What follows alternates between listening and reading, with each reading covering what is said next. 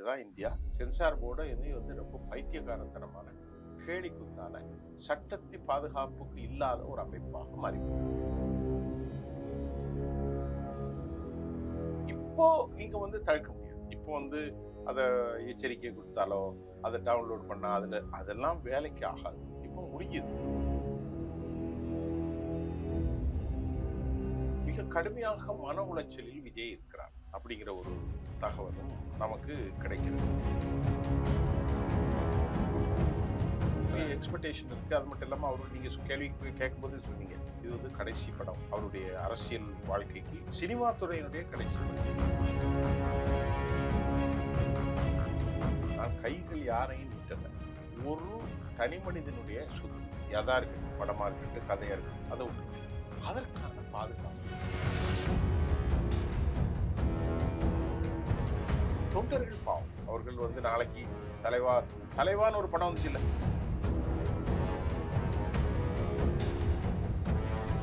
25 கோடி வரி மட்டும் நாங்க கட்டிடுறேன். அப்ப அவர்கிட்ட இருக்க பணம் எவ்வளவு? அப்ப அவருக்கு இந்த 200 கோடி 300 கோடி என்ன பிரச்சனை?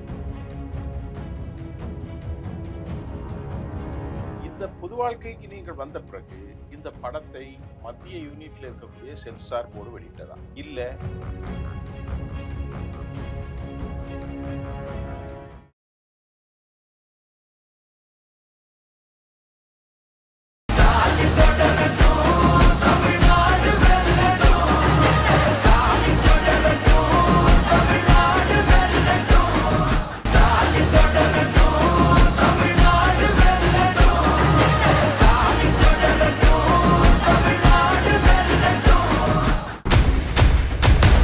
பேர் என்ன?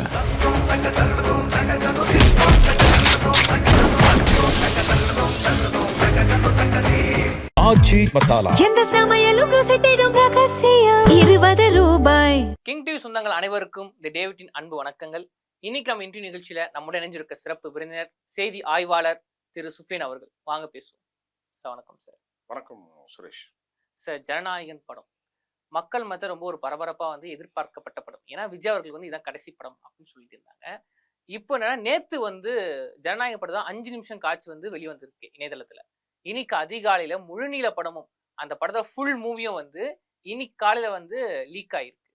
முதல்ல இதை எப்படி பாக்குறேன் இந்த விஷயவை? இல்ல, ஆக்சுவலி இந்த விஷயத்தை எப்படி நான் பாக்குறேன்னு சொன்னா, இது இது ஒரு அரசியல் கட்சி தலைவர், அதை விட்டுருங்க. தனிப்பட்ட முறையில் அதிமுக, திமுக, தவேக, பாஜக, காங்கிரஸ் இதெல்லாம் முதல்ல விட்டுருங்க. முதல்ல இந்த விவகாரத்தை பார்க்குற போது இந்த நாட்டில் இருக்கக்கூடிய மத்திய அரசாங்கத்தினுடைய ஆளுகைக்கு கீழே இருக்கக்கூடிய ஒரு சட்ட பிரணனை அமைப்பு, அதாவது தனி மனிதனுடைய சொத்துக்கள், தனி மனிதனுடைய எப்படி சொல்றது, ஒரு ப்ராப்பர்ட்டி, இது ஒரு பெரிய சொத்து. அது யாராவும் இருக்கட்டும். படத்தை நீங்க கூட எடுக்கலாம். இன்னைக்கு விஜய் இல்லைன்னா கூட நாளைக்கு இன்னொருத்தர் எடுக்கலாம். அப்புறம் கையில ஒரு 100 கோடி ரூபா வச்சிருப்பார், கஷ்டப்பட்டு எல்லாத்தையும் வித்து. இன்னொரு 50 கோடி ரூபா வட்டிக்கு வாங்கியிருப்பார். அப்படி ஒரு படம் எடுத்து அந்த படத்தை சென்சார் போர்டு அவருக்கு அனுப்பி அதில் காலதாமதம் செய்யப்படுகிறது. அந்த காலதாமதம் ஏற்கனவே உங்களுக்கு தெரியும். காலதாமதத்திற்கு காரணம் சில அரசியல் காழ்ப்புணர்ச்சி செய்யப்படுவதாகவும் சொல்லப்படுகிறது. அதை வைத்து இவர் டெல்லியில சிபிஐ வழக்கை சந்திக்க போகின்ற போது 2 விவகாரத்தை அழுத்தம் கொடுத்ததெல்லாம் தமிழ்நாட்டினுடைய பத்திரிகைகள் ஏராளமான செய்தி வெளியிட்டது மட்டுமல்ல, தேசிய ஊடகங்களும் கூட இது பரபரப்பான ஆங்கில சேனல்களையும் விவாதமாக வந்தது.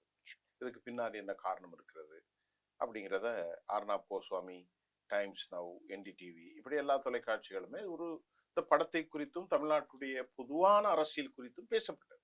அதற்கு பிறகு அது மௌனமாகி விட்டது. இப்பொழுது நமக்கு என்ன கேள்வின்னா, நான் கைகள் யாரையும் நீட்டல. ஒரு தனி மனிதனுடைய சொத்து எதா இருக்கட்டும், படமா இருக்கட்டும், கதையா இருக்கட்டும், அதை விட்டுருங்க. அதற்கான பாதுகாப்பு என்ன? அதை வெளியிட்டது யார்? அதற்கு பின்னால் இருந்து திட்டமிட்டு நடத்தப்பட்டது யார்? இல்ல பல கேள்விகள் இருக்கிறது அல்லவா?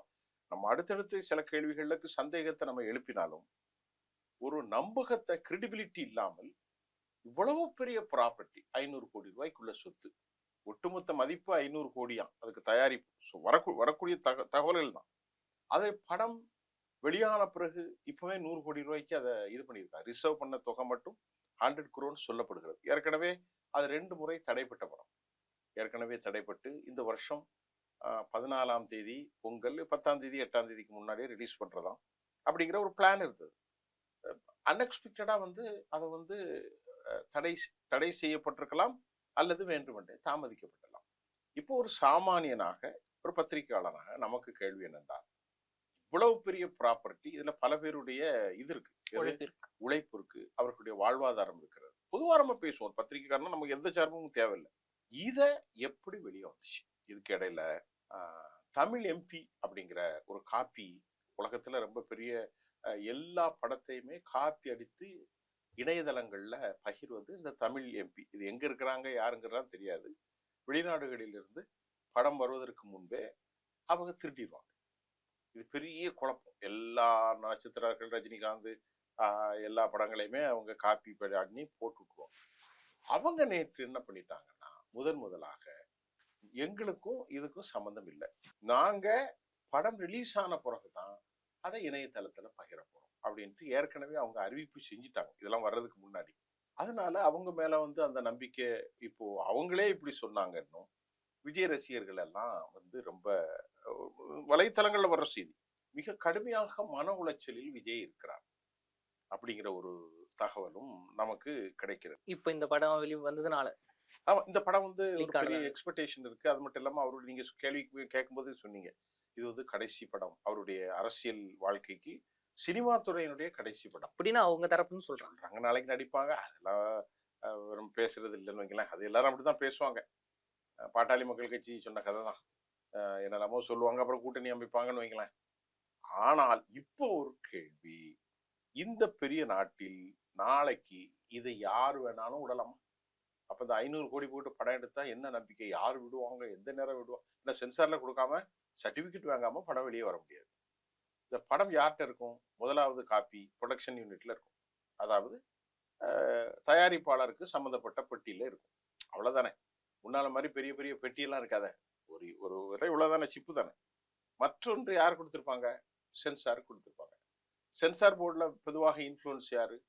பாஜக ஆளுங்கட்சிகள் தான் அங்க இருக்கிறாங்க பொதுவாக. அப்படி இருக்கும்போது நமக்கு 2 சந்தேகம் வருது. ஒன்று, சென்சார் தான் அதை வெளியிட முடியும், அவர்கள் கையில ஒரு காப்பி இருக்கு, அது உண்மையா இல்லையா? இன்னொன்னு ப்ரொடக்ஷன் மேனேஜ்மெண்ட், அதாவது தயாரிப்பு அவர் சார்ந்த நிறுவனம், அதுல எல்லாரும் இருப்பாங்க. விஜய் இருப்பாரு, தயாரிப்பாளர் இருப்பாரு, எல்லாருமே இருப்பாரு. இப்ப இதுல யார் வெளியிட்டது? அத மக்களோட கேள்வியும் அதாங்க சார். ஒரு காப்பி சென்சார் போர்டுலயும் இருக்கு.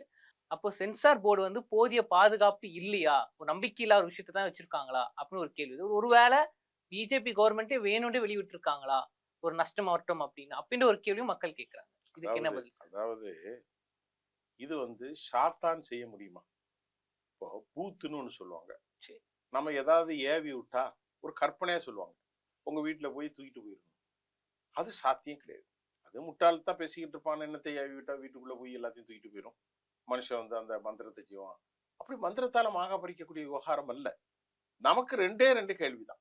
ஒன்று, ப்ரொடக்ஷன் யூனிட்ல வந்து வெளியாயிருக்கணும், அதாவது தயாரிப்பாளர்கள் நடிகர் சார்பில் அவர்களுக்கு ஏதாவது செஞ்சிருக்கணும். ஒண்ணு. இரண்டாவது, இல்ல இன்னும் வேற யாரும் விட்டுருக்கணும். தமிழ் பேர் என்னது, எம்பி, அந்த இவங்கெல்லாம் நாங்க இல்லைன்ட்டு சுவிட்சர்லாந்துல இருந்து இதை வருது, நாங்க இதை ரிலீஸ் பண்ணலைன்னு அவங்க சொல்லிட்டாங்க. உங்களுக்கு இது வந்து பிரமாண்டமான ஒரு படம், இதுல நிறைய கதைகள், அது மட்டும் இல்லாம அவர் பேர் என்னது, ஹெச் வினோத் டைரக்ஷன்ல, பூஜா ஹெக்டே நடிப்புல, அப்புறம் அனிருத்துடைய இசையில, இவர் பெரிய வசனம் பேசுவாரு, பஞ்ச் டைலாக் எல்லாம் இருக்குன்னு சொன்னாங்க. அப்படித்தான் 1992, 93ல திரு ரஜினிகாந்த் அவர்கள் இப்படித்தான், நான் எப்போ வருவேன், எப்படி வருவேன் என்று பெரிய இதா இருந்துச்சு. 90களுக்கு அப்புறம் இந்த முத்து படங்கள் வந்தது, எல்லாம் பஞ்சு டாயா இருக்க அப்புறம் இப்ப அவர் பஞ்செல்லாம் விடுறது இல்லை, அவர் அமைதி ஆயிட்டாருன்னு வைங்களேன். அதே மாதிரி இப்ப அவர் கவலையில அவர் மட்டும் இல்லை, அவர் சேர்ந்த ரசிகர்கள்லாம் ரொம்ப கவலையாக இருப்பதாகவும் தகவல் வருது. நம்ம அந்த கவலையோட இருக்கிறதுக்கு இல்லை. இப்ப நம்ம கேள்வி என்னன்னா, இது ஒரு செய்தி, அவர் பொது வாழ்க்கைக்கு வந்துட்டார். பொது வாழ்க்கைக்கு வந்தவன விமர்சனங்களுக்கு அப்பாற்பட்டவர் அல்ல நடிகர் விஜய். அப்படி என்றால் பொதுமக்களாகிய நாங்கள் கேட்கிறோம், எல்லாரும் கேட்பாங்க, இந்த பொது வாழ்க்கைக்கு நீங்கள் வந்த பிறகு இந்த படத்தை மத்திய யூனிட்ல இருக்கக்கூடிய சென்சார் போர்டு வெளியிட்டதா? இல்ல இன்னொரு கேள்வியும் வருது, இல்ல நீங்களே கூட வெளியிட்டிருக்கலாம்ல. ஆனா சார் ப்ரொடக்ஷன் டீம் வெளியிட்டா அது ப்ரொடக்ஷன் டீம் தான் நஷ்டத்தை தானே கொடுக்கும். ஏன்னா இப்ப இணையதளத்தில் வந்த பிறகு மக்கள் வந்து போதிய அளவுக்கு திரையரங்களை போய் பார்க்க மாட்டாங்களா சார்? 500 கோடியை விட 5000 கோடி சம்பாதிக்கிற துறை அவங்க கையில இருக்கு. நல்லா கவனிச்சுக்கிடுங்க. நான் அதை உறுதியான செய்தியே சொல்லல. விஜய்க்கு 200 கோடி சம்பளம். மீதி எல்லாம் சேர்த்து ப்ரொடக்ஷன் ஒரு 200 கோடி இருக்குன்னு வைங்களேன். ஒரு 200 250 கோடி போயிட்டா என்ன நஷ்டம்? எலெக்ஷன்ல அவன் வெற்றி பெற்றாலோ அல்லது பெரும்பான்மையாக வாக்கு எடுத்தாலோ அல்லது மக்கள்கிட்ட போய் ரீச் ஆகக்கூடிய அளவுக்கு ஒரு பெரிய தொழில்நுட்பத்தை கொண்டு செய்தியை கொண்டு சேர்த்தாலோ அது அவர்களுக்கு நஷ்டம் இல்லை. ஆனா இந்த ஒரு படம் அரசியலே மாத்தும் சொல்றீங்களா? தமிழ்நாட்டு அரசியல் அப்படி மாத்தாது. அப்படி மாத்தக்கூடிய அளவுக்கு இல்ல. அப்படி ஒரு ஒரு ஒரு இல்ல நம்ம வந்து அது வந்து உறுதியான செய்தியா நான் சொல்லல. சோ ஒருவேளை அப்படி இருக்குமோ அதுல பிரமாண்டம். அதாவது முதல்ல 5 நிமிட காணொளிகள் பகிரப்பட்டது. நேத்து அது வந்து பெரிய விஷயம் இல்ல. அது வந்து இன்னும் அவாவை தூண்டும். டேய் ஒரு 5 நிமிஷம் நல்லா இருக்கே. நீங்க என்ன இணையதளத்துல பார்த்தாலும் ஓடிடி தளத்துல பார்த்தாலும் பெரிய திரைகள்ல பாக்குற மாதிரியான அந்த உணர்வுகள் இருக்காது. எல்லா படமும் அப்படித்தான். டியூரிங் அதாவது என்னது டியூரேஷன் டைம் டாக்ஸ் அத திரை அரங்கமாக இருந்தாலும் சரி, பெரிய மல்டி ஸ்டோரேஜ் திரையரங்கம் அதெல்லாம் பிரச்சனை இல்லை. ஒரு திரை அரங்கத்துல போய் ஒரு படத்தை பார்க்கக்கூடிய எஃபெக்டிவோ மக்களுடைய கொண்டாட்டங்களோ படம் பார்த்து வந்த பிறகு இருக்கக்கூடிய எழுச்சி இருக்கு பாருங்க. அது வந்து இப்ப மண்ணா போயிட்டேன்.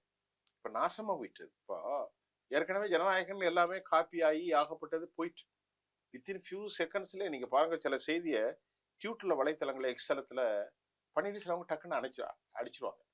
ஆனா வித்தின் ஃபியூ செகண்ட்ஸ்ல அது லட்சக்கணக்கான பேரை வந்து காப்பி பண்ணிருப்பான். டக்குன்னு ஸ்கிரீன்ஷாட் எடுத்துப்பான். அதே மாதிரி லட்சக்கணக்கான பேர் ஸ்கிரீன்ஷாட் எடுத்திருப்பான். சொல்றா அதை டவுன்லோட் பண்ணியிருப்பான். நிறைய பேருக்கு பாஸ் பண்ணியிருப்பான். இப்ப இந்த பிரச்சனை எத்தனை மணி நேரமா ஓடிட்டு இருக்கு? எத்தனை மணி நேரம் ஓடிட்டு இருக்கு? காலையில போயிட்டு காலையில இருந்து போகுது, நேரத்துல இருந்து போகுது. ஆனா இன்னைக்கு ரொம்ப பூமாயி போயிருக்கு. இன்னைக்கு முழு படம் வெளி வந்துருச்சு. 24 மணி நேரம் தாண்டி போகுதுன்னு வைக்கல. நேற்று ராத்திரி அவங்க வெளியிட்டாங்க. உலகம் ஃபுல்லா போய் அமெரிக்கா, லண்டன் எல்லா இடத்துக்கும் இணையத்துல போச்சுன்னா தான் வந்துருமே. இப்போ நீங்க வந்து தவிர்க்க முடியாது. இப்போ வந்து அதை எச்சரிக்கை கொடுத்தாலோ அதை டவுன்லோட் பண்ணா அதெல்லாம் வேலைக்கு ஆகாது. இப்போ முடிஞ்சுது. ஆனால் ஒரு கேள்வி எனக்கு வருது, 2 சந்தேகம் வருது. நியாயமா பேசுவோம். ஒன்று, நீங்க கேட்ட கேள்வி என்ன சொன்னீங்க? இது ஒரு பெரிய ஆட்சி மாற்றத்தை கொண்டு வருமா? அதெல்லாம் கொண்டு வராது. அதுல டவுட்டே இல்லை. அது வரவே செய்யாது. ஆனால் சில காரணங்களுக்காக ப்ரொடக்ஷன் யூனிட் விஜயனுடைய ஒரு சொலவாடல்லே இது என்னடா இது 2 மாசமா வந்து தாளிச்சு நம்மள இது பண்ணிட்டாங்க. இனி வந்து மே மாசம் தான் வரப்போகுது படம். ஏன்னா 23ஆம் தேதி எலெக்ஷன். அதுக்கப்புறம் மே மாசம் தானே கவுண்டிங். அந்த கவுண்டிங்ல வந்துச்சுன்னா நீ எஃபெக்ட் இல்லாம போயிடும். எஃபெக்ட் இருக்குமா? அதுக்கப்புறம் வேற மாதிரி போயிடும். அதனால அவங்களே வெளியிடக்கூடாதுன்னு என்ன இருக்கு? ஒரு பரவாயில்ல. அவர் சம்பளம் தானே போகுதுல. சொல்றது புரியுதா? அவருடைய சம்பளம் தானே. வேற என்ன பெரிய விஷயம்? ஆனா சார் ப்ரொடக்ஷனுக்கு தான் அவங்க போட்ட பணமும் இருக்குல்ல சார். நீங்க சொன்ன விஜய் ஒரு வேலை விஜய் ஜெயிச்சுட்டு அவர் சம்பாதிக்கலாம் அப்படின்னாலும் அது ப்ரொடக்ஷன் அவர் கொடுப்பாரா? அவர் சம்பளம் வாங்கிட்டா போயிட்டா முடிஞ்சு போச்சு. அவர் ப்ரொடக்ஷன் கம்பெனியும் கிடையாது. ஏங்க கட்சிக்கு எவ்வளவு பணம் கொடுக்குறாரு?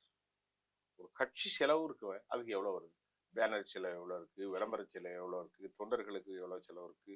வேட்பாளர்களுக்கு கட்சியில இருந்து ஒரு அமௌண்ட் கொடுக்குறாங்க. அவருடைய சுற்றுப்பயண செலவு இருக்கு. அத மாதிரி ஒரு செலவு தானே 300 கோடி. இந்த நல்ல அழகாக கிளிப்பு டக் டக் டக்குன்னு டவுன் பண்ணி அனுப்பி விட்டுட்டு எல்லாரும் பாருங்கடா ஒரு எஃபெக்ட் ஏற்படுத்தும்ல. தட் வில் ரீச் ஒரு 2 கோடி பேருக்கு 5 கோடி பேருக்கு போய் சேருது. ஒரு கணக்கு வச்சுக்க வேர்ல்டு ஃபுல்லா. இப்ப தமிழ்நாட்டில் ஒரு 2 கோடி வாக்காளர்களை ஒரு 10% நமக்கு கிடைக்கட்டுமே. 20 கோடி பேர் 20 கோடி இல்ல, ஒரு 2 கோடியில ஒரு 20 லட்சம் பேர் 30 லட்சம் பேர் வாக்களிக்கட்டுமே. அதனால ஒரு எஃபெக்டா வருவோமே. இப்ப அவருக்கு வந்து ஜெயிக்க போறது இல்லை. இன்னைக்கு நம்ம வந்து தேர்தல் கருத்து கணிப்பு எதுவுமே பேச போறது இல்லை. அது நமக்கு தெரியவும் தெரியாது. அது வந்து நமக்கு இப்ப தடை உத்தரவு இருக்கு, நம்ம அதை பின்பற்றணும்னு வைங்களேன். ஆனால் அவரை பொறுத்தவரை இந்த எலெக்ஷன்ல ஒரு பெரிய பலப்பரிச்சு அதுக்கு அவரு செய்யலாம்ல. அவரோ அவருடைய சார்புடையவர்களோ, ஏன்னா அவர்கிட்ட இருக்கக்கூடிய ஆதவ அர்ஜுன்லாம் எவ்வளவு பெரிய செல்வந்தர் பெரிதா 25 கோடி ரூபாய் டாக்ஸ் கட்டியிருக்கேங்கிறார். 25 கோடியா எத்தனை கோடி? ஆமா 25 கோடி வரி மட்டும் நாங்க கட்டிடுறேன். அப்ப அவர்கிட்ட இருக்க பணம் எவ்வளவு இருக்கும்? அப்ப அவருக்கு இந்த 200 கோடி 300 கோடி என்ன பிரச்சனை? ஆனா இந்த நேரத்துல வந்து ஆதவ அர்ஜுனா அவர்களும் வந்து ஒரு பதிவு போட்டிருக்காரு. என்ன பதிவு? இந்த ஜனநாயகன் படத்தை முடிக்கிறதுக்கு வந்து மிக முக்கிய காரணம் இருந்தவங்க வந்து உதயநிதி ஸ்டாலின் அவர்களும் எல் முருகனும் அவர்கள் அப்படின்னு சொல்லியிருக்காங்க சார். இது எப்படி பாக்குறீங்க சார்? இது அறிவுக்கு புலப்படுதா? இந்த உதயநிதி ஸ்டாலினையே போய் சனாதனன்னு சொன்னதுனால டெங்குன்னு சொன்னா, மலேரியான்னு சொன்னா, செங்கலை தூக்கி காட்டினாருன்னா அவரை போட்டு வாருன்னு இவங்க வந்து இது வாரிக்கிட்டு இருக்காங்க. வலதுசாரி சித்தாந்தவாதி. நான் கேட்கறதுக்கு என்ன பண்ணுங்க, எல் முருகன் வந்து பிராட்காஸ்டிங் மினிஸ்டர்ல ஒரு துணை அமைச்சர் ஏதோ இருக்காரு. அவருடைய பாஸ் யாரு? அமித்ஷா. அவங்க செய்யலாம், அவர்களுக்கு இன்ஃப்ளூயன்ஸ் இருக்கு, செய்யலாம், செஞ்சாங்கன்னு நான் சொல்ல வரல. பிஜேபி இதற்கு பின்னால இருக்கு காரணம், எல்முருகன் காரணம், வானதி காரணம், ஒரு பேச்சுக்கு சொல்ல வரேன், தமிழிசை காரணம், எல்முருகன் காரணம், இல்ல யாராவது சொல்லலாம். அவங்க அது நம்ப தகுந்தது இருக்கு. சரிடா, இதை நம்ம வந்து அதை வெளியிட்டா அதற்கு ஒரு லாபம் இருக்கு அப்படின்ட்டு. ஆனா அப்படி வெளியிட்டாலும் அவர்களுக்கு என்ன லாபம்? ஒரு லாபம் தான். இவர்களுடைய பொருளாதார ரீதியா வலுவிழக்க வைக்கணும். ஒரு படத்துக்கு 300 கோடியை இவ்வளவு பெரிய கட்சிக்கு வலுவிழக்கிறனால அது பிஜேபி செய்யுமா? சரி சரி, பிஜேபி செய்கிறது வச்சுக்கிடுவோம். அமித்ஷாலாம் இதை டவுன்லோட் பண்ணாம இவங்க வெளியிட்டால் அவர்களுக்கு என்ன லாபம்? அதை நம்ம பார்க்கணும். நல்லா புரிஞ்சுங்க. அப்புறம் இந்த முனையிலும் பார்க்கிறேன், விஜயகாந்துக்கு சாரி நடிகர் விஜய்க்கு தாவேகாவுக்கு விளம்பரம் தேடி தர்ற மாதிரி அவர் பேசக்கூடிய டயலாக்கோ அவர் பேசக்கூடிய அந்த படத்தை இணையதளத்தில் சென்சார் போர்டுடைய சீல்டு இல்லாமல், அனுமதி இல்லாமல் தனித்துவமா வருதுன்னா இது எப்படி வந்தது? சரி, அப்படி வரல, அவங்களே வெளியிட்டாங்க. மத்திய அரசாங்கத்தினுடைய சென்சார் போர்டு உறுப்பினர்கள், பாஜகவுக்கு நெருக்கமான உறுப்பினர்கள், அவங்க இத விட்டதுனால இன்னைக்கு அவங்க வலிமையா ஒரு 25 சீட்டு பிடிக்கணும்னா அவங்க நிக்கிறாங்க. பாஜக 10 சீட்டாவது ஜெயிக்கணும் இரட்டை இலக்குல. இப்போ எடப்பாடி பழனிசாமியோட அவங்க இருக்காங்க. அப்படி ஒரு சூழ்நிலையில 2 பேருமே இருக்கும்போது சென்சார் போர்டை அழுத்தம் கொடுத்து இதை வெளியிட்டால் அவர்களுக்கு என்ன லாபம்? நீங்க கேட்ட கேள்வி. இரண்டாவது, மொட்டத்தலைக்கும் முழங்காலுக்கும் முடிச்சு போடுற மாதிரி உதயநிதிக்கு இதுல எங்க இருந்து செல்வாக்கு வருகிறது? இது முழுக்க முழுக்க பாஜகவுடைய ஆட்சி, முழுக்க முழுக்க அவர்களுடைய இன்ஃபுளுன்ஸ். ஆனால் உதயநிதிக்கும் பாஜகவுக்கும் எந்த தொந்தரவும் இது தொடர்பும் கிடையாது. அப்ப உதயநிதி ஸ்டாலினை குற்றச்சாட்டுறது என்னன்னா, நாங்கள் சமநிலையில் 2 பேரையும் எதிர்க்கிறோம் அப்படின்னு ஒரு சொலவாடலை தான் ஆதவ் அர்ஜுன் வெளியிட்டு இருக்காரே தவிர இதுல உண்மை இல்ல மாதிரி தெரியல. எனக்கு 2 சந்தேகம் வருகிறது.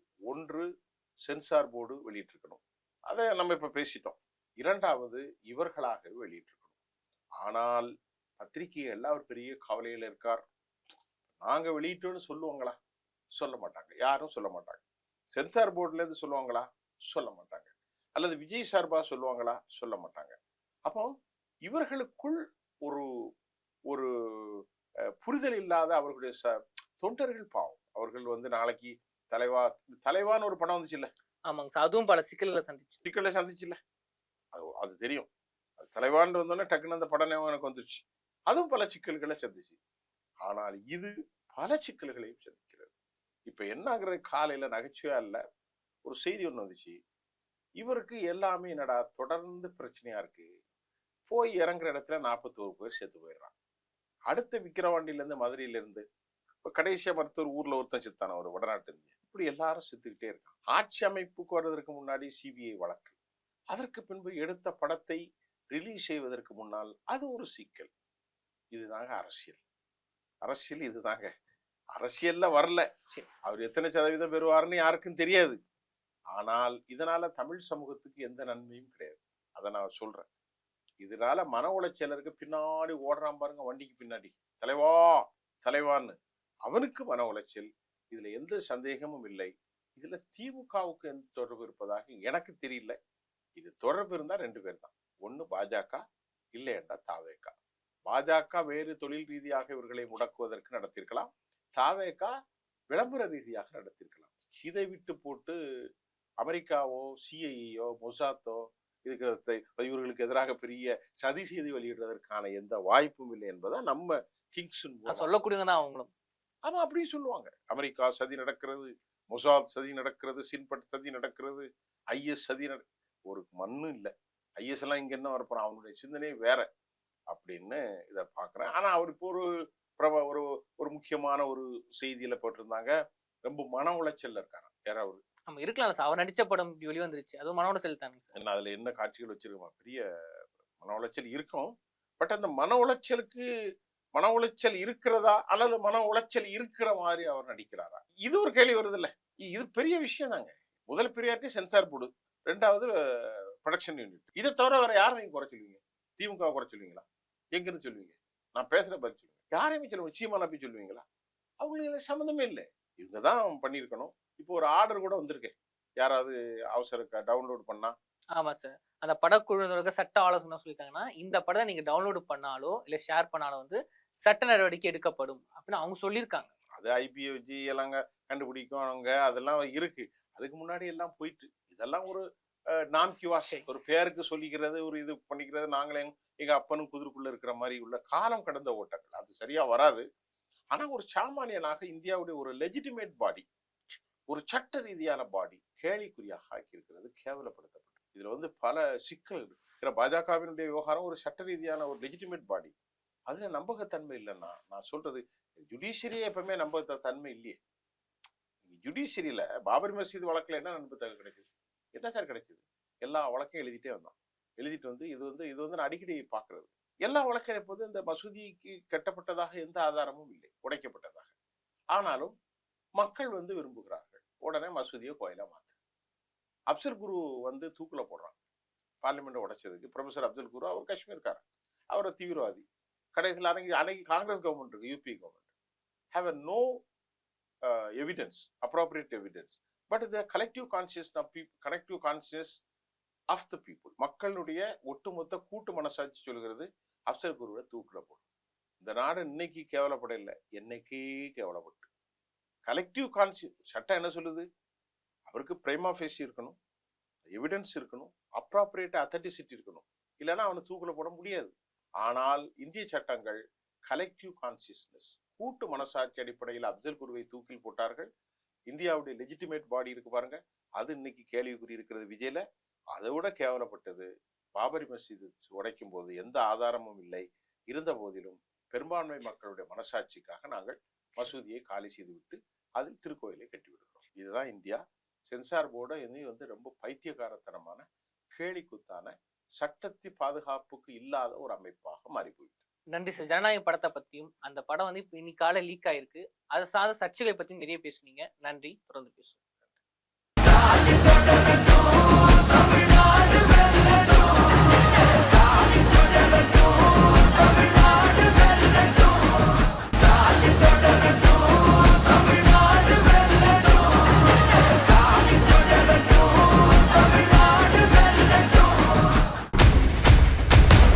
பேர் என்ன?